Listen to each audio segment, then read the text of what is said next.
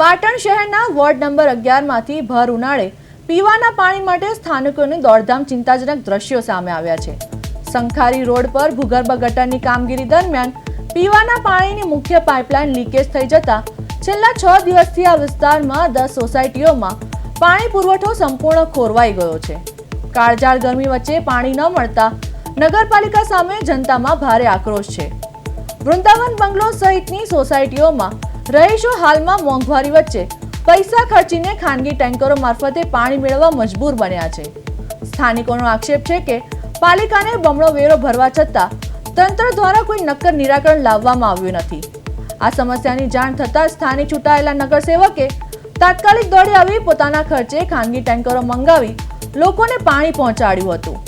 હાલ રહીશો દ્વારા પાલિકા તંત્ર આ લાઈનનું સત્વરે સમારકામ કરી નિયમિત પાણી માટે વિતરણ શરૂ કરી તેવી માંગ ઉઠાવવામાં આવી છે।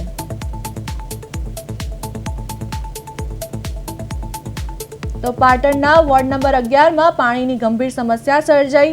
છેલ્લા એક અઠવાડિયાથી જનતા પાણી માટે મજબૂર।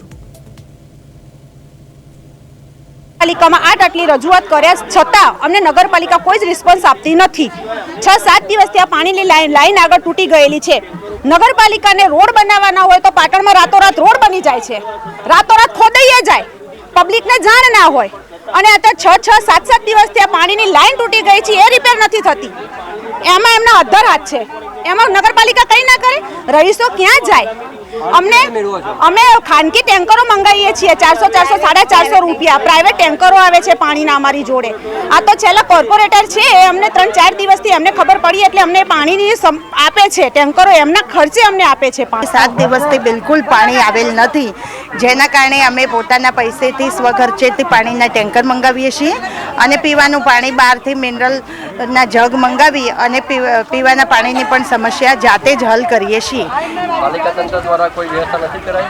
ના, પાલિકા તંત્ર દ્વારા એક વખત ટેન્કર આવેલું હતું, પણ એ ટેન્કર છે કે લાસ્ટમાં ઊભું હોય એટલે વારે ઘડી અમે 1-2 ડોલો ભરીને જઈએ, ત્યાં સુધી તો 100 ઘરની સોસાયટી છે, 2 ડોલ ભરે તો પણ પાણી પૂરું થઈ જાય।